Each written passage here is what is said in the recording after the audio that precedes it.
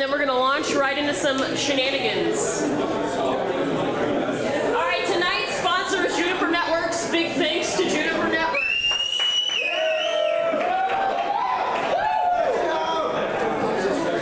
Things you should know about us. If you're new tonight, raise your hand. Is this your first SecKC? Oh yeah, welcome everybody. We are the biggest and the bestest monthly InfoSec event in the motherfucking world. We get together once a month and we share hijinks. We do have some rules and some advisement. This is your content motherfucking advisory. We use adult language here, which means you're gonna hear the word fuck a lot. Like right now. Fuck! We do have a code of conduct. It essentially boils down to don't be a dickhole. If you do witness someone being a dickhole or they are being a dickhole to you, please let any one of us know. If you see someone with a yellow badge, if not, anyone you know that is helping out that you see up here, white badge, otherwise, let us know.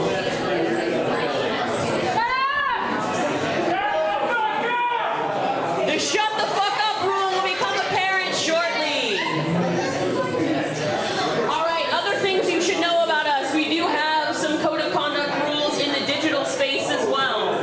We believe in destroy no data, maintain no persistence, and above all, do no harm. We likely have law enforcement among us. Welcome them. Be nice to them. Someone turned it up in the background. Thank you. I won't be as close. Everyone belongs here. Our membership requirement is you show up. End of list.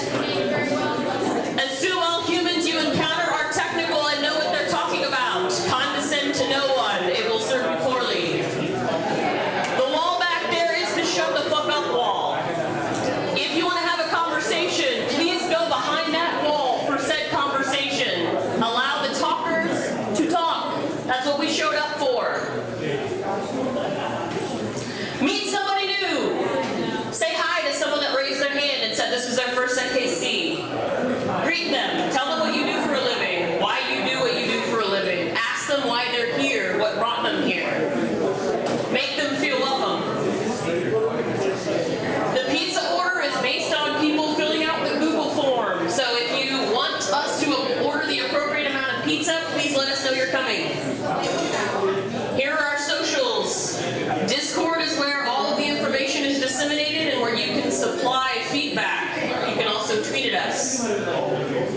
SecKC.org/products is where you can get some swag if you want to wear some sweet SecKC shit all the long day.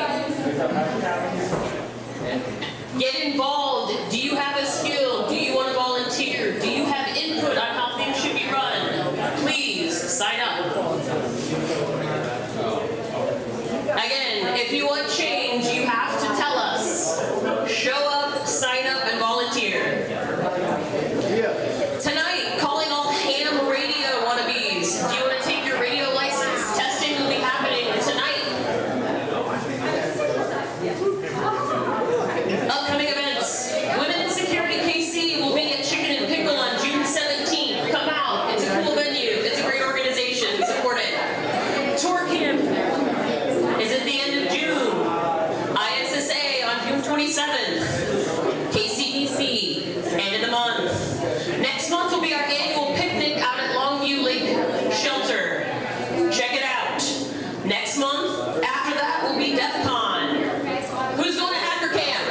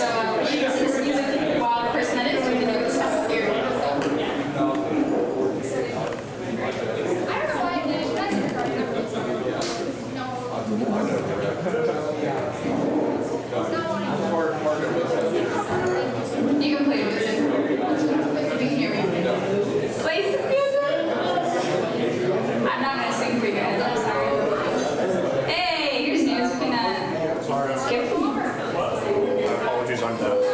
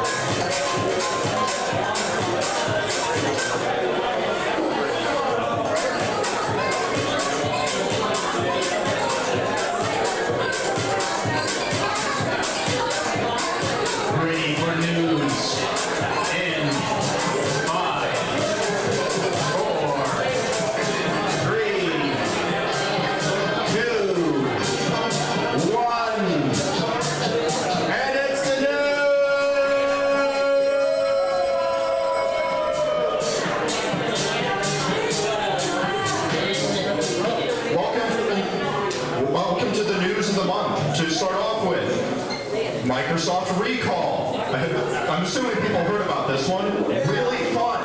I hope nobody likes privacy. It's the worst thing ever. I promise Microsoft didn't pay me. It's their favorite. It's taking screenshots every 5 seconds. OCR, SQLite database that anyone can access. Love it. Security is my favorite. Lots of breaches. Lots of breaches. Biggest one was Snowflake. They do cloud database hosting, and they lost about 165 companies worth of stuff. Approximately, Mandiant hasn't confirmed more than that. They said about 165. To clarify, this is not directly Snowflake's fault. This is because they don't force MFA, and lots of companies didn't use MFA, and cred stealers are all over the place, and lots of creds were free, sucked up into the wind. Pure Storage was announced, I think, this morning or yesterday night. They were part of this one. Hugging Face was breached. They had a small issue with a bunch of secrets being stolen. A lot of secrets were stolen. Breach was taken down and put up quite a few times in this last month, and then this last week, Shiny Hunters managed to get their Telegram account banned. I consider this a skill issue on my part, on their part, but you know, whatever. Disney lost a lot of information after a bunch of angry people looking for Club Penguin code, I think, found that Disney is not super good at security. Club Penguin! The New York Times source code was leaked on 4chan. Yeah, that's why I picked Club Penguin memes. Ransomware. Attack on, I don't know how you say their name, UK healthcare group has caused many blood transfusions and transplant surgeries to be canceled. This is not good. This was last week and has been having major impacts this week. The FBI recovered about 7,000 lockbit ransomware decryption keys. My guess is most of these are useless, but you never know. Some fun exploits. Info disclosure via directory traversal and SolarWinds serve you. That was announced this morning, I believe. Hundreds of thousands of Windstream routers were destroyed in a cyber attack last year. I don't know if anyone had Windstream or had an issue with their router around middle of last year, I think it was. But somebody found an exploit that could destroy them, and they destroyed, I think it was 600,000. Very cool. TikTok absolutely loves security. It's their favorite thing, so much so that they had a zero-click account takeover. Really fun. Veeam, this was announced I think yesterday, had a funny little exploit and their backup enterprise manager that allowed an unauthenticated attacker to log into Veeam or the web interface as any user. It's a 9.8. If you have Veeam, you should make sure this is patched. Checkpoint, they had an issue. It was an older thing, I think, but I don't know. There's Clive. Fortinet, FortiSIM. Same issue as before, actually. The only difference was that you moved the semicolon one argument down. Great job, guys. You're killing it. Someone found the funny little API to WSC that antivirus products like Avast would use to disable Microsoft Defender. It's actually really easy. All you need is admin. Unfortunately, the GitHub repo was DMCA'd, which is really sad, but it was a really cool check that somebody did. Miscellaneous stuff. So I wasn't able to show everyone this last meeting, but I have the video now.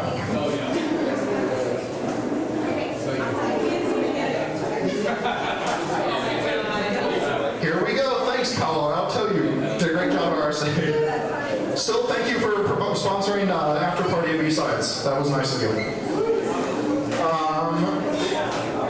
Next up, 3 9/11 S5 members were sanctioned, and the group reported about a week after. This was a couple weeks ago. This is pretty handy. Thanks, guys. It is a Sea of Fanta, in case you were wondering. Google decided it was a great idea to pay Reddit to train their AI on Reddit. I don't know why anyone in their right mind would do this, but they did. Thankfully, as the CEO of Google said, it's not a bug, it's an inherent feature. Let's go. In case you're wondering, can cockroaches live in your penis? The answer is yes, it's totally normal. And is cheese not sticking to pizza? Try adding about 1/8 of a cup of non-toxic glue to the sauce to give it more tackiness. I highly recommend these. They're tested. U.S. regulators open antitrust inquiries of Microsoft, OpenAI, and NVIDIA. Very cool. Funny little dealio with Snowflake's stock price. I'm going to call this a little bit of insider trading, but I can't. This was right after the FBI and affected parties were notified, but before it was made public. So I think it's a little weird. Maybe that's just me. Lockheed Martin Pride Socks. Let's go. Microsoft supposedly is no longer going to be supporting NTLM. Yay! Well, unless you're trying to attack it, in which case not yay. But for everyone else, it's yay. The Google leak. Google leaked some stuff that reveals a lot of privacy incidents all of the time, and some really awkward ones. Highly recommend checking those out. Rockwell Automation very helpfully pointed out this last week that you should not have ICS devices internet-facing. In case you were wondering, it's 2024, you shouldn't do this. Raspberry Pi IPO'd this last week, which I consider an unfortunate thing. I was really sad about that, but I don't know, if you are happy about Raspberry Pi going public, for you, I guess. And that's it. So, hope everyone had a great time.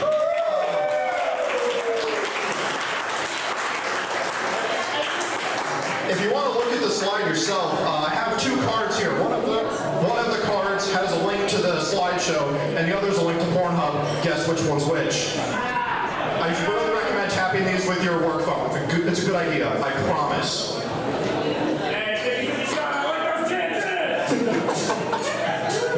50-50, it's a good idea.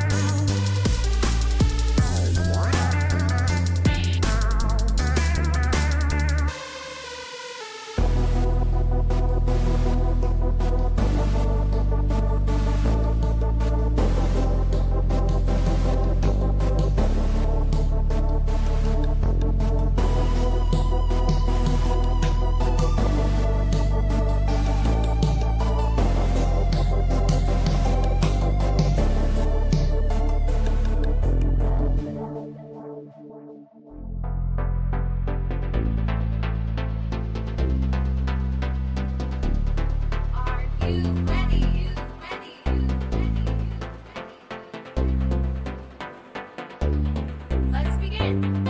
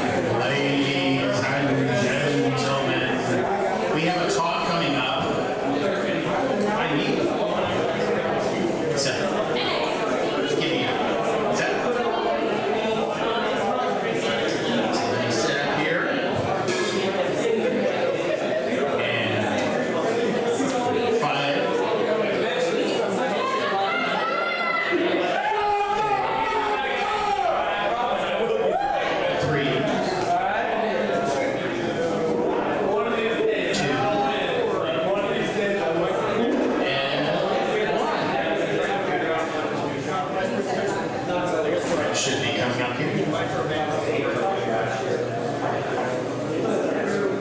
The hazards of presenting on the telephone.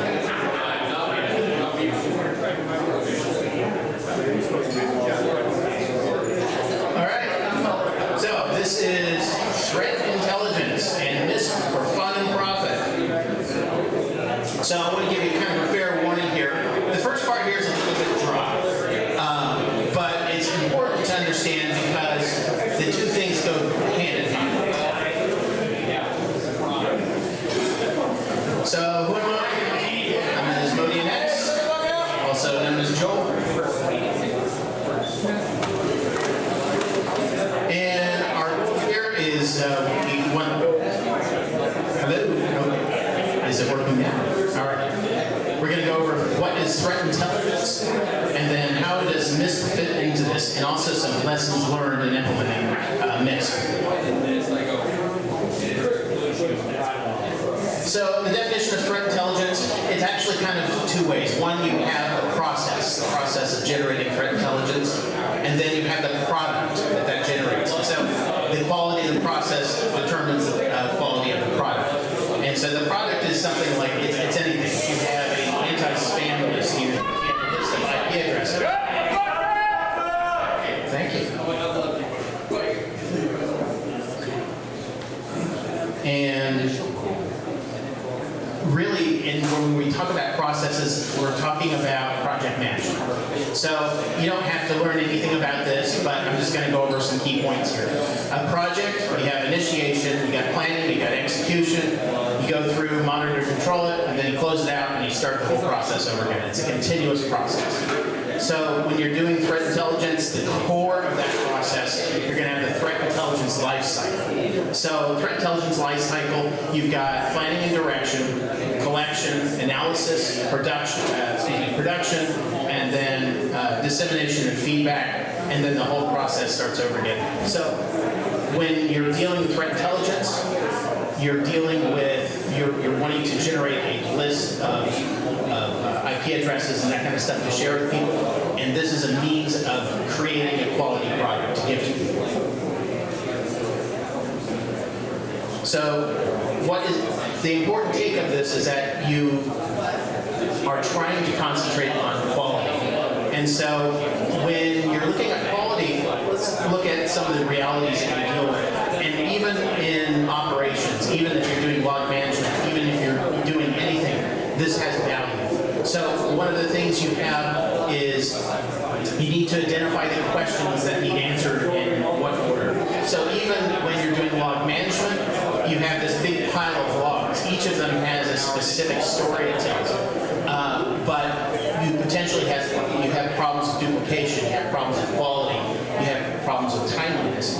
And so you want to sit down with the questions that you're trying to answer and figure that out. And that's what the value of threat intelligence is. And so it doesn't matter if you're trying to create a threat intelligence product or if you're trying to do some type of internal process, this is a means of attaining quality.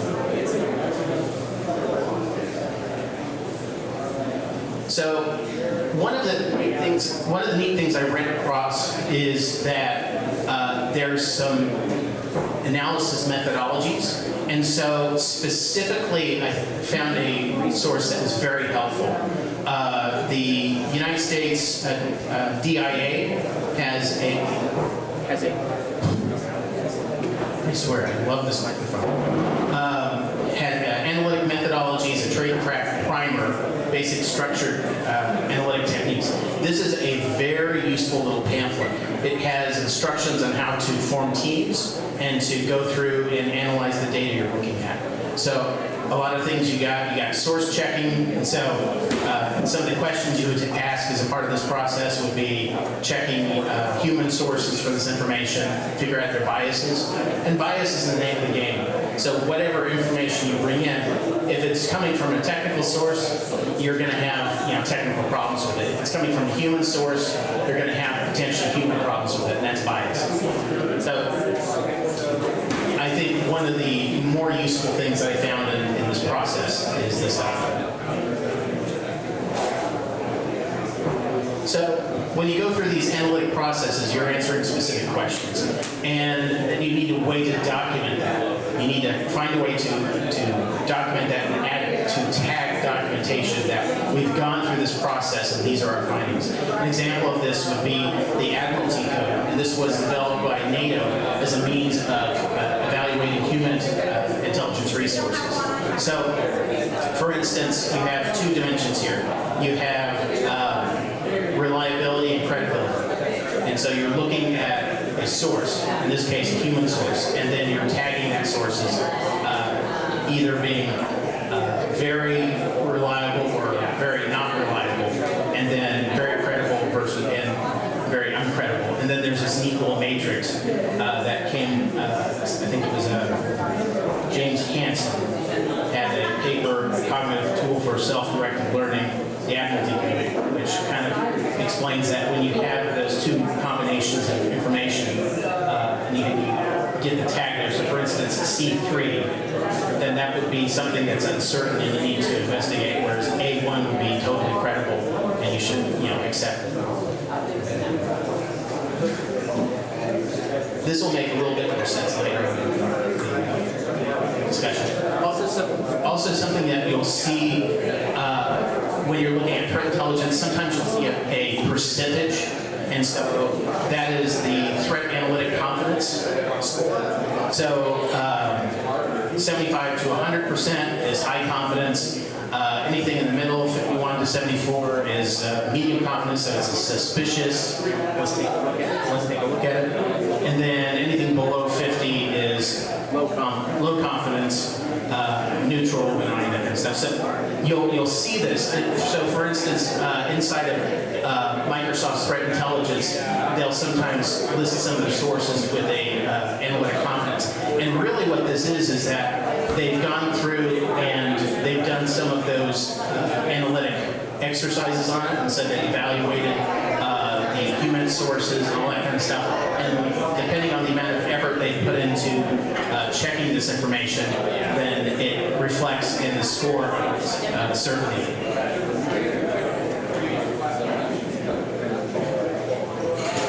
So another thing is that when you're evaluating stuff, we've talked about human sources and confidentiality and that kind of stuff. But if you want to have a better score, so say, for instance, log management, you've got 50 different sources, and then half of those sources tell you the exact same thing, maybe in slightly different ways. So you want to have a way where you can say, this source is better than this source. And so these are some dimensions here. So accuracy, completeness, uniqueness, validity, timeliness, consistency. So you can work up a basic kind of matrix on this, where you rate each of these dimensions, and then you can come up with a composite score. So for instance, in log management, you absolutely don't want to capture all the things. It's wasteful. It's also expensive. You can easily spend tens or hundreds of thousands of dollars in log retention. And if you're doing it on logs that don't give you any value, this is a means of going through and evaluating the stuff and shoveling into the system to see how good it is. If it's not good and it's redundant, then get rid of it. So, as I said, value. And there's a bunch of different dimensions here. You might have something that's very timely, but you don't know where it comes from, or you know exactly where it comes from, but there's problems with it. And so, really, it's kind of a sliding scale. And it's important to kind of ask these questions, because otherwise you're just mindlessly shoveling this information and you're acting on it. If you're putting it into your firewall, blocking stuff, but you don't know why it's bad, that causes problems. And so that's the value of this whole process. Okay, let's get on to MISP.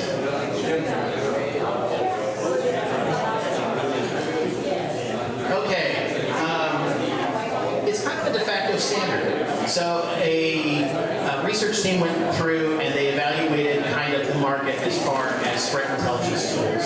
And MISP is in there. You have a bunch of other tools. You have like the Hive, which is a incident ticketing system. You have, but there's no no center point in this industry. Everybody has a specialty, and so there's lots of variation out there. So there's no common definition, but there's been some standards that have popped up out of this. So one of which is STIX, which is the de facto standard for describing threat intelligence. And so that's one of the takeaways I got here. This is a paper that was sharing threat intelligence an exploratory study on software vendors and research perspectives. So this one is quite a while ago, but it describes the marketplace. So when you're going out and trying to scratch this itch and you're trying to find products, you're going to see a lot of variation out there, and that's the takeaway of this. So MISP is an open source platform for threat intelligence management. And right now, it is an open source project, but one of the primary supporters of this is the EU. And it doesn't really take a whole lot of thinking to realize why. Because the EU is just a bunch of member states, and sharing across organizations and borders is really important for them. So this tool is kind of critical. It's intended to facilitate the sharing of threat intelligence, and it's originally focused on malware metadata, but it's really expanded. So let's go into some use cases. So providing access to a stream of open source intelligence, which is very useful. You can potentially use it for case management, and it certainly has all the tools to perform that. Although one of the things they say is that in MISP, in the acronym, what does the S stand for? It stands for sharing. And so a lot of times your case management system, you really don't want it to share everything. So that's something to keep in mind, and there's some controls in this that you can leverage to kind of facilitate this. So keep that in mind when I say case management within some cataloging event information, and then tagging and sharing rules to control access to the ingested and shared data. So it has a lot of capabilities. So a use case that I make use of is a shared block list. So a lot of organizations, we all have firewalls. We're all basically running into the same types of threats. And so it just makes sense that we share with each other. Whenever we block somebody, we share that information with us, because chances are they would come to the same conclusion, and we save them a step where we just, right off the bat, once they add it into their block list, now they don't have to deal with that, and their risk goes down. Another use case is an ISAC, which is an information sharing and analysis center. ISACs are used a lot in major market shares. Like, so for instance, government, so MS ISAC, so multi-state, so government. And then you have research. Okay, I do not like this microphone. So we have research out there, you have water, you have all the major utilities. Each of them have their own types of information sharing. And each of them have the different focus points, which is why you have different ISACs for different groups. So that's a key use case there, being able to share information amongst peers. So one of the things that kind of spun up here to learn about threat intelligence and to kind of open up the conversation between all of us is the Kansas City MISP project, Kansas City 2600 MISP project. And so this is open to any of you. Please, talk to me after the talk here if you're interested in participating in this. And the goal here is sharing information amongst each other, and it can be any type of information. So this is intended to be kind of a community sharing place for sharing threat intelligence, IP addresses, that kind of stuff, things that we've seen in the community, and making sure that we can disseminate them. If you're interested in joining a ISAC, here's a link to the national ISAC list. Kind of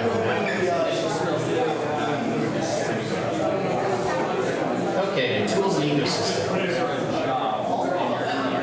So some of the things you'll have in your environment to deal with security, you'll have potentially a SOAR, which is a automation platform, and that is key. So you set up your workflows, and then you set up your automation around those workflows, and that is a means of speeding up your reaction time. So that's a key tool you might have in your environment. Another thing is a case management system.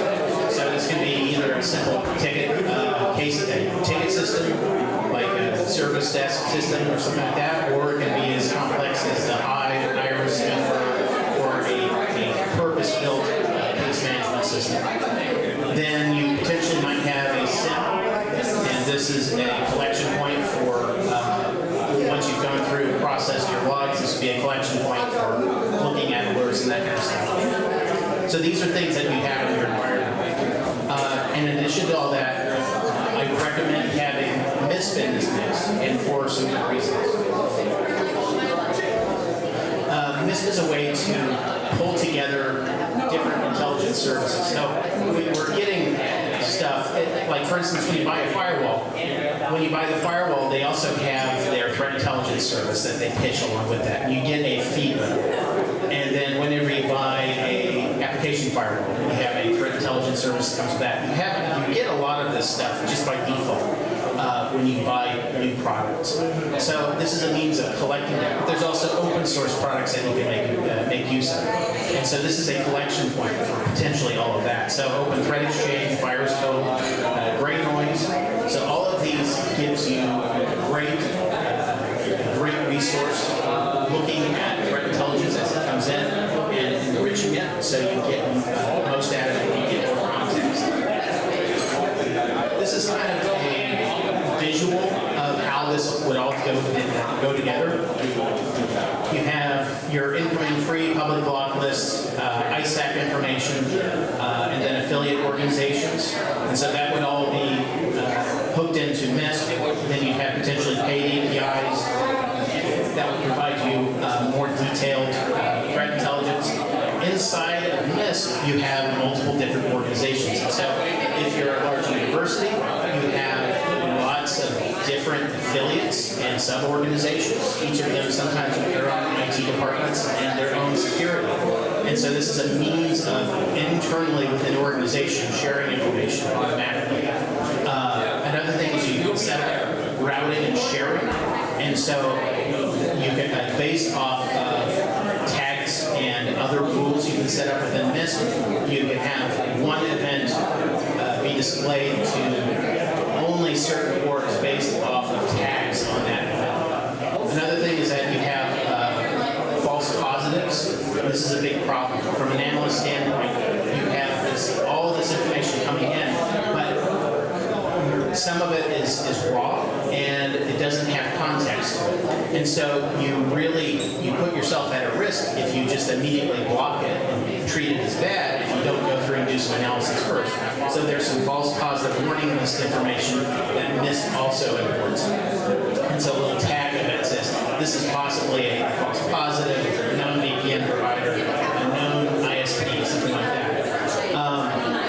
At the bottom here, you have API access. So you have a case management system that whenever you start up a new case, you can have it automatically put those indicators of compromise into this, back and forth, and get context. You can also enrich your SIM. So as the events enter into your SIM, you have enrichment and correlation that you can do, and you can actually use the API to actually enrich your events as they flow through your SIM. Your firewall block list. Usually, you have it depends on the firewall. You might need something like MindMeld to stand in the middle to actually read the API and then present just a plain text file of all the threat intelligence that you're expecting it to log. And then network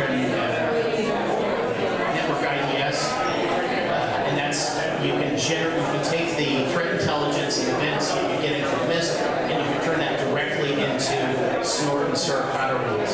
And so the problem with snort and suricata rules, by default, is they don't have much context. With the rules coming from being generated from the threat intelligence information,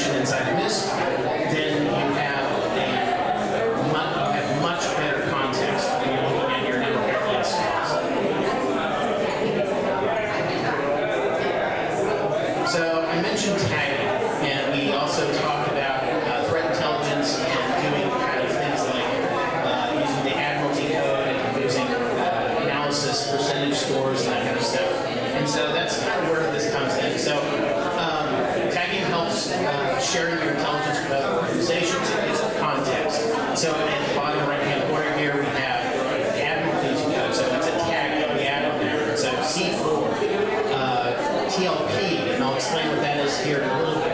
Traffic light protocol. This describes to people how this information is intended to be shared. You can, if you've gone through and analyzed it and you come to the conclusion that this is bupkis, this is bad, then you can throw a tag on there saying, okay, we've analyzed this, it's false positive. Or if it is a true positive and it's a big threat actor, you can potentially tag it with that threat actor designation, for instance, stored in 1113. Tags are very important to workflow inside NISP. So you can set up an event, you can add tags to it, and depending on what those tags are, it will be routed and shared in certain ways. So you can set up blueprints for sharing.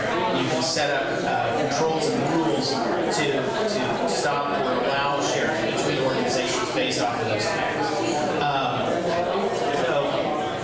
Things that you can do, there's some local non-shareable tags, and so if you have an internal workflow or process, that's very useful for that. Then there's also global tag taxonomies.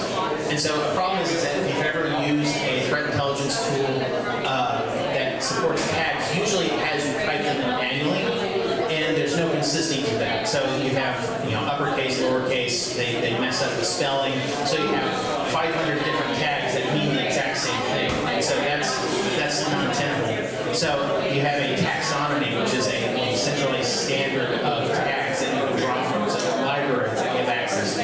As an administrator, you can allow or deny the use of certain taxonomies. And so this is a means of controlling sharing by having consistent tags added to those elements.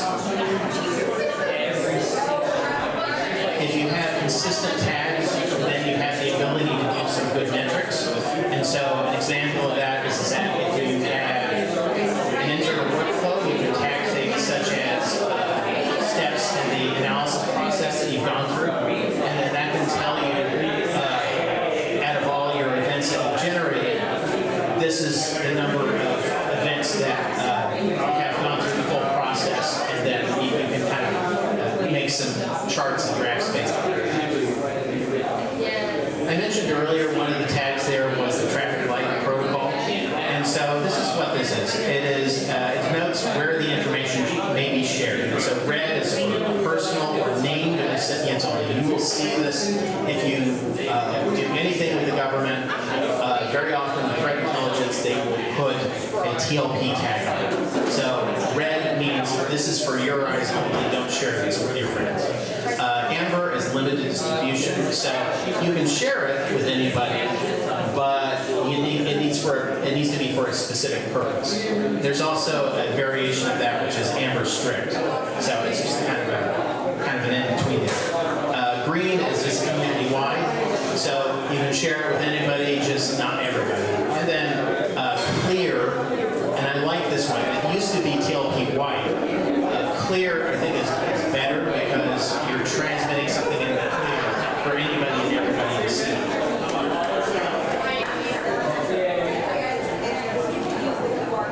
So as I mentioned earlier, you have some control mechanisms. And so some of the mechanisms I talked about, you have tags.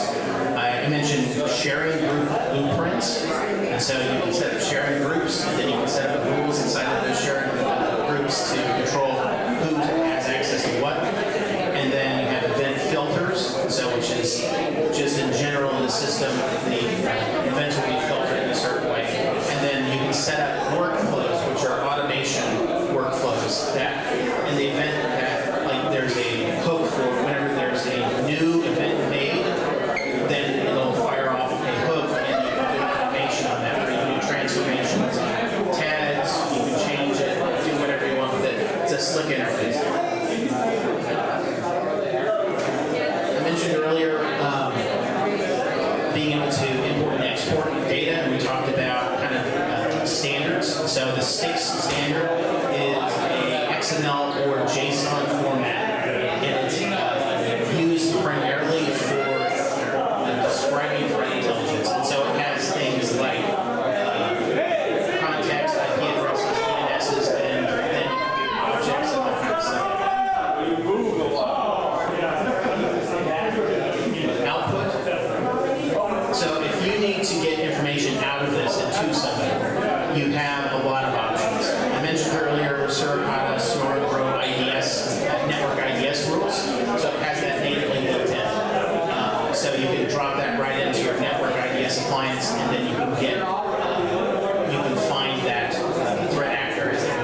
here. Another thing is just a text file. Everybody uses text files. It's the most well accepted version of threat intelligence out there. So you have your options: CSV, XML files, JSON files, sticks. There's a lot of different options there if you need to get information out of this. And then sticks, like I said, you have campaigns, threat actors, a lot of these objects that adds context to your threat intelligence. So this isn't just a list of IP addresses. You can describe a whole campaign. You can describe, this threat actor is using these leveraging these vulnerabilities, and we believe it's this threat actor and that kind of stuff. So it's very detailed. So this is kind of a walk through MISP. The first thing you do is, once MISP is up and going, you've set it up. The first step for you to create an event is there's a menu that says Event Actions, and you want to add an event. So there's a couple of options here. You want to control who the distribution goes to, and it can be this community only, your organization only, or you can create a custom sharing group and select that. The threat level is the misnomer. Threat level is steps away from God's help. So high is your APT groups. That's your shadow or the big bad groups. The people who have names that sound like flowery drinks.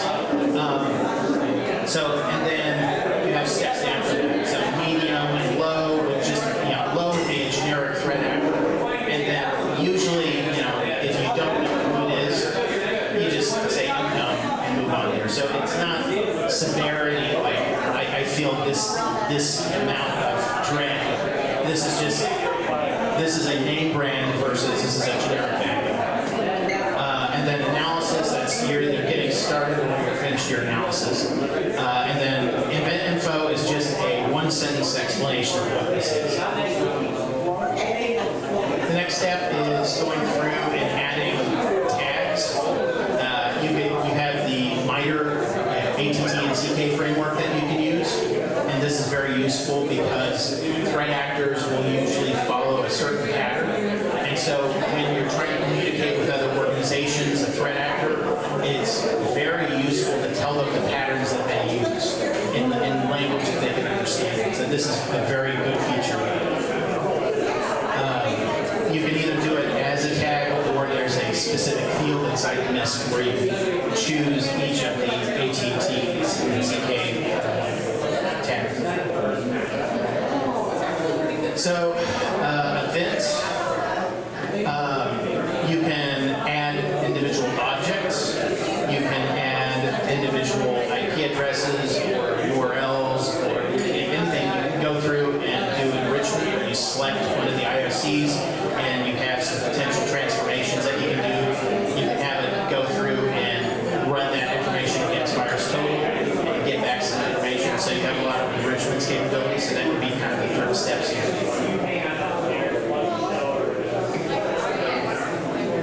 Optionally, they have templates. So if your group, you need to have a high level of standardization, you can do a template for specific types of events. So for instance, if you do a ton of phishing stuff, you can set up a phishing template, and then when the analyst goes through or the technician goes through and starts it out, the first thing they would do, rather than manually add in all the IOCs, is to select a template, and then it'll step by step give them the option of all the stuff you need for that type of attack when you're trying to log in.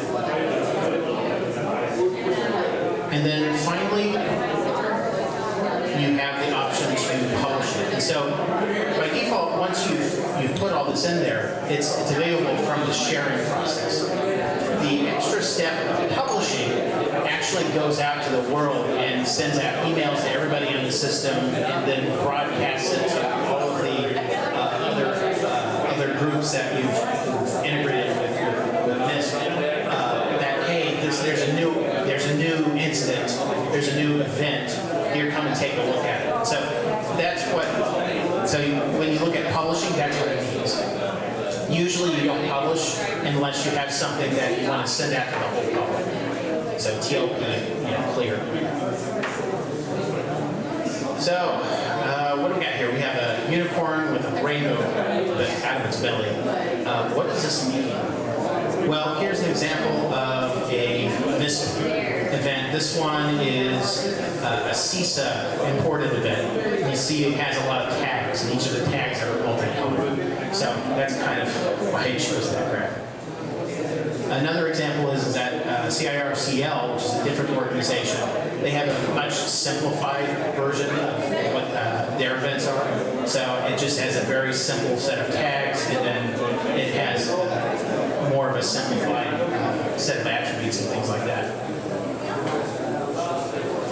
You can take MISP and you can link it together with another instance or more than one instance. And so, an example here, if you were part of an ISAC, you could federate your instance with the ISAC. And so, everything that you do, they can see, and everything they do, you can see it. And so, you have kind of a live, immediate feed with their threat intelligence. So how you go through and do this is that you create a sync user for the downstream, and then you have them log in and copy the auth key upstream, and then you would go through and set up sync actions and remote servers, and add a new server and add your auth key, and then that's so basically you have a remote user on there, and then that user is utilized to share information between the two instances. Once you do that, then you immediately have access to the threat intelligence. You can set up rules to prevent certain kinds of information from flowing over that link. And you can also just make it one link just right off the bat. So you have lots of options. So, implementation. It is a hub for resources. It uses a MySQL database. I don't like that. If you are building this from scratch, I recommend breaking out the database separately. Immediately within several months, I had something like 30 gigs of data in that database. And if you've ever had to work with MySQL, once those databases get that big, your standard backup tools don't work. A lot of that is because the tables themselves have constraints on them, and just the amount of work it has to do to add new rows, it exponentially gets slower when you're trying to do a backup restore. So if you have this on a different server, separate, because by default you get this installation script, and it's a runme, which I hate. And so you run the runme, and it does everything on one server, including the database, including the web server, and stuff. So if you need to move it to a different server, or if you need to break the database out, or if you need to expand resources, it's better to do that before you get started. Care and feeding. So it stores all the logs inside of the database. It also has the capability of dumping them out from the syslog. So log management system would be handy. It does not have a delete mechanism, or it doesn't have an aging mechanism per se. So that's kind of a problem. You might need to go through manually the MySQL database and manually delete that stuff out if it's getting too big. There's a feature called workers. So whenever you create a new event or try to enrich an attribute or something like that, it's going out and creating a background task to do that for you. So by default, it's using, basically, it's just using a really crappy PHP drop to shell kind of methodology. So there's a service that you can install that it's called Simple Background Jobs feature. And so it's a Linux service you install, and then the web application interfaces with that service to run those individual tasks. And the problem with the MySQL way, or the PHP LAMP method, is that these worker processes die or get into bad situations. And sometimes I've seen them where the server reboots and then won't properly restart the workers, and so you're in a horrible state where you can't do any background tasks. So it's better to do that up front.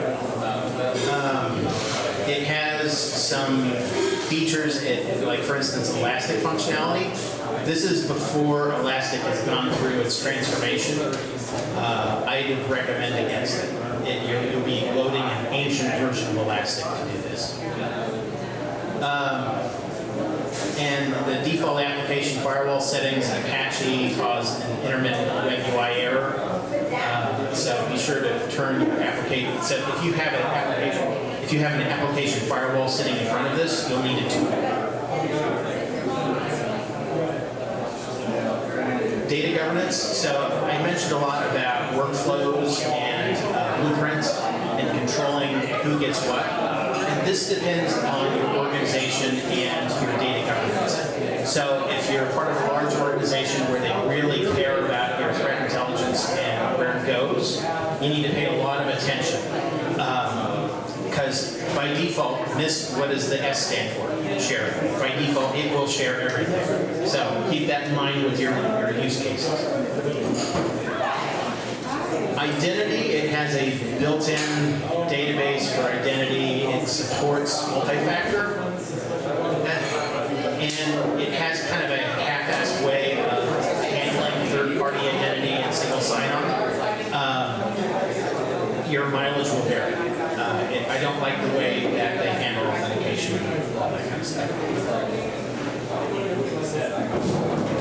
Okay, so that is it for the main part of the talk here. Here's some resources. Specifically, I mentioned there was a DIA document, and so that's at the bottom here. It's unclassified.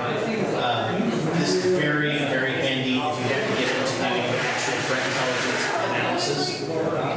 Very useful. Then we have practical threat intelligence and threat intelligence sharing platforms and operational threat intelligence. I think the one by, let's see here, Costa Gascon and Kyle Whitcomb. I think these are some packet books. So if you have a packet subscription, you can find these online. So very, very good reads. Here is the actual MISP website if you're interested in using it. So www.misp-project.org. They have a lot of YouTube videos on how to use it. And if you're looking for threat intelligence resources, here's some resources here, including some explanations of the traffic light protocol and some of the other stuff I talked about. And if you're interested in project management, well, project management is like riding a bicycle. That's on fire, and you're on fire, and you're in hell. So, welcome to hell. And if you'd like a copy of this slide deck, here's a QR code, and if you don't trust QR codes, here's the URL at the bottom of the page. Thank you very much. I like to live there.